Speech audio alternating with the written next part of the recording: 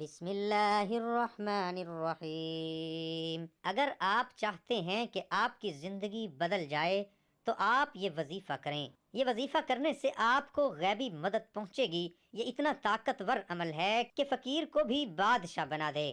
آج کا وظیفہ بہت ہی خاص اور مجرب ہے۔ آج میں آپ کی خدمت میں ایک ایسا عمل لے کر حاضر ہو رہا ہوں جس کی برکت سے انشاءاللہ اللہ پاک آپ کے کاروبار میں برکت عطا فرمائے گا، رزق اور دولت کو وسیع اور خوشادہ کرے گا۔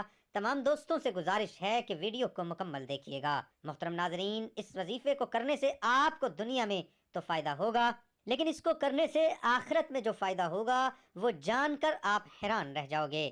ایک مسلمان کی یہی ٹینشن ہوتی ہے، یہی پریشانی ہوتی ہے، یہی خواہش ہوتی ہے کہ وہ مرنے کے بعد قبر کے عذاب سے بچ جائے، قیامت والے دن اللہ کے عذاب سے بچ جائے اور جنت کو حاصل کر لے، اور یہی بڑی کامیابی ہے۔ حضرت عبداللہ بن عباس رضی اللہ تعالی عنہ سے روایت ہے کہ رسول اللہ صلی اللہ علیہ وآلہ وسلم کے ایک صحابی رضی اللہ تعالی عنہ نے ایک قبر پر خیمہ لگا لیا اور ان کو پتہ نہ تھا کہ یہ قبر ہے۔ خیمے میں بیٹھے بیٹھے اچانک انہوں نے سنا اس قبر میں ایک انسان ہے جو سورۃ الکوثر پڑھ رہا ہے۔ پڑھتے پڑھتے اس نے سورت ختم کر دی۔ یہ واقعہ انہوں نے آپ صلی اللہ علیہ وآلہ وسلم کی خدمت میں عرض کیا تو آپ صلی اللہ علیہ وآلہ وسلم نے کیا فرمایا؟ یہ سورت عذاب سے نجات دلانے والی ہے، اس کو قبر کے عذاب سے بچا رہی ہے۔ مطلب یہ سورۃ الکوثر ہے جس کا آج میں آپ کو وظیفہ بتاؤں گا۔ قبر کے عذاب سے بھی بچاتی ہے۔ ایک اور حدیث پاک ہے، حضرت ابو ہریرہ رضی اللہ تعالی عنہ سے روایت ہے کہ رسول اللہ صلی اللہ علیہ وآلہ وسلم نے فرمایا، بلا شبہ قرآن میں ایک سورت ہے، اس نے ایک شخص کی سفارش کی یہاں تک کہ وہ بخش دیا گیا۔ پھر فرمایا کہ وہ سورت کوثر ہے، اسی کی بے شمار نعمتیں اور فضیلتیں ہیں۔ آپ نے وظیفہ کرنے سے پہلے وضو کرنا ہے، اس کے بعد آپ نے اکیلے کمرے میں اس وظیفے کو کرنا ہے۔ آپ کے ساتھ کوئی نہ ہو، اس چیز کا آپ نے خاص خیال رکھنا ہے۔ آپ کے ہاں شور نہ ہو، ایسا نہیں ہونا چاہیے کہ آپ وظیفہ کر رہے ہوں اور اونچی اونچی آوازیں آ رہی ہوں، گھر میں لوگ بول رہے ہیں، بچے بول رہے ہیں، اور کوئی بھی آپ کے وظیفے میں خلل نہ ڈالے۔ افضل ذکر کیا ہے؟ لا الہ الا اللہ۔ یہ ذکر آپ نے کرنا ہے، یہ سب سے افضل ذکر ہے۔ جب کوئی کافر بھی مسلمان ہوتا ہے تو وہ سب سے پہلے نماز نہیں پڑھے گا، سب سے پہلے کلمہ پڑھے گا، لا الہ الا اللہ محمد رسول اللہ۔ آپ نے سب سے پہلے یہ افضل ذکر کرنا ہے، یہ اللہ تعالیٰ کی طرف سے آپ کے لیے انعام ہے۔ اللہ تعالیٰ ہی ذریعے بنائے گا تو آپ نے یہ ذکر کرنا ہے۔ آپ نے آنکھیں بند کر لینی ہیں اور ذہن میں کوئی بھی خیالات نہیں لانا۔ بس آپ کے ذہن میں یہ ہو کہ میں اللہ تعالیٰ کا ذکر کر رہا ہوں۔ کوئی عورت ہے یا کوئی مرد ہے، اس وظیفے کو کر سکتے ہیں۔ آپ نے آنکھیں بند کر کے لا الہ الا اللہ، لا الہ الا اللہ، اس طرح آپ نے 1 سے 1.5 منٹ یہ ورد کرنا ہے۔ اور جب آپ یہ ورد ختم کریں گے تو آپ نے یہ کہنا ہے، لا الہ الا اللہ محمد الرسول اللہ۔ پھر آپ نے پورا کلمہ پڑھ لینا ہے۔ اس کے بعد آپ نے 3 مرتبہ اعوذ باللہ من الشیطان الرجیم بسم اللہ الرحمن الرحیم پڑھنا ہے 3 مرتبہ۔ اس کے بعد آپ نے درود پاک پڑھنا ہے۔ 1 مرتبہ سن بھی لیں، اللہم صلی علی محمد وعلی آل محمد کما صلیت علی ابراہیم وعلی آل ابراہیم انک حمید مجید، اللہم بارک علی محمد وعلی آل محمد کما بارکت علی ابراہیم وعلی آل ابراہیم انک حمید مجید۔ آپ نے اس درود پاک کو 7 مرتبہ پڑھنا ہے۔ جو بھی میں آپ کو یہ بتا رہا ہوں، جو بھی کلمات ہیں، ورد ہیں، پورے الفاظ میں ادا کرنے ہیں۔ یہ بہت قیمتی وظیفہ ہے، انشاءاللہ اس سے آپ کو بہت فائدہ ہوگا۔ یہ وظیفہ تو آپ کو پتہ چل گیا۔ اس کے بعد آپ نے اللہ پاک کا اسم اعظم ان کا ورد کرنا ہے، اچھی طرح یہ ورد کرنا ہے۔ صرف آپ نے 40 مرتبہ اس اسم اعظم کا ورد کرنا ہے۔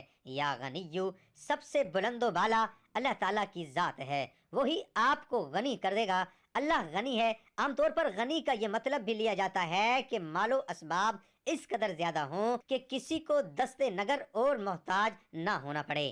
اللہ ہر چیز کا خالق ہونے کی بنا پر اس کا ہے، اس لیے ہر طرح کے خزانے اس کے پاس ہیں۔ اس بنا پر وہ اپنی مخلوق سے بے نیاز ہے، یعنی اس نے مخلوق سے اپنے لیے کسی چیز کی طلب نہیں کی۔ وہ اپنی ذات و صفات اور افعال میں ہر ایک سے بے نیاز ہے، بلکہ ہر مخلوق اس کی محتاج ہے۔ اس لحاظ سے وہ غنی ہے۔ اللہ اس لحاظ سے بھی غنی ہے کہ وہ ہر مانگنے والے کا سوال سنتا ہے اور اس کی حیثیت کے مطابق اسے عطا کر دیتا ہے۔ اللہ اس لیے بھی غنی ہے کہ وہ اپنے کرموں اور فضل میں سب کچھ عطا کرنے والا ہے۔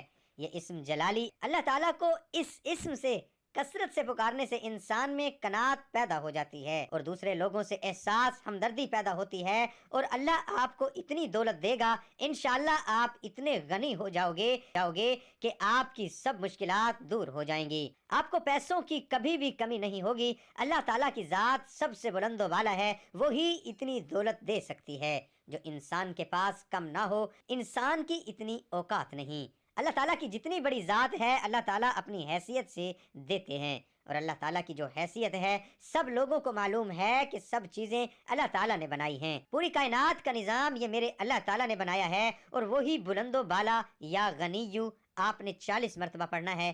ہاتھ کی انگلی کے اوپر پڑھ لیں، تسبیح کے اوپر پڑھ لیں، دل میں پڑھ لیں۔ آپ نے شمار اچھے سے کرنا ہے، لیکن 40 مرتبہ کم از کم کرنا ہے۔ اس کے بعد آپ نے سورۃ کوثر کو 21 مرتبہ پڑھنا ہے۔ سورۃ کوثر کی یہ پہلی آیات اعطیناک الکوثر، یہ سورۃ قرآن پاک کے 30ویں پارے میں ہے۔ یہ آیت پاک اور بے شمار رحمتوں اور برکتوں کا خزینہ ہے۔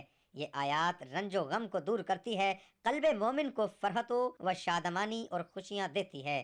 یہ سورت بہت ہی پاورفل ہے۔ اس وظیفے سے آپ کی ہر جائز خواہش پوری ہوگی اور آپ کی بڑی سے بڑی پریشانی ختم ہو جائے گی۔ یہ جو عمل ہے یہ کسی کو خالی ہاتھ نہیں چھوڑتا۔ اللہ پاک ہر لحاظ سے مالا مال کر دیتا ہے۔ اللہ کے خزانے اتنے وسیع ہیں، اور وہ ذات ایسی ایسی جگہ سے رزق دیتا ہے جہاں پر آپ سوچ بھی نہیں سکتے۔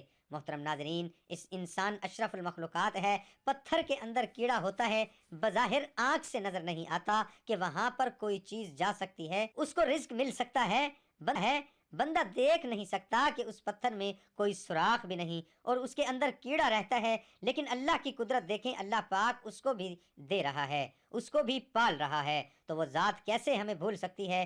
جب ہم سچے دل سے مانگیں گے، اللہ کے آگے ہاتھ پھیلائیں گے، روئیں گے، گڑ گڑائیں گے، تو وہ ذات ہمیں ضرور عطا کرے گی۔ اس کے علاوہ سورۃ کوثر کے بہت سے فوائد ہیں۔ میاں بیوی کی محبت بڑھانے کے لیے سورۃ کوثر کا علاج بیماری کا آخری علاج ہے۔ دشمنوں کی زبان بند ہوگی، رزق میں برکت ہوگی، پیسوں کی کبھی کمی نہیں ہوگی۔ محترم ناظرین، وظیفہ جو بھی کریں سچے دل کے ساتھ اور صدق دل کے ساتھ کریں، انشاءاللہ اللہ تعالیٰ آپ کو بہت کچھ عطا فرمائے گا۔ دعا ہے کہ اللہ تعالیٰ میرا سنانا اور آپ کا سننا اپنی بارگاہ الہی میں قبول اور منظور فرمائے، آمین ثم آمین۔ تمام دوستوں سے گزارش ہے کہ اللہ تعالیٰ کے 99 ناموں میں سے ایک نام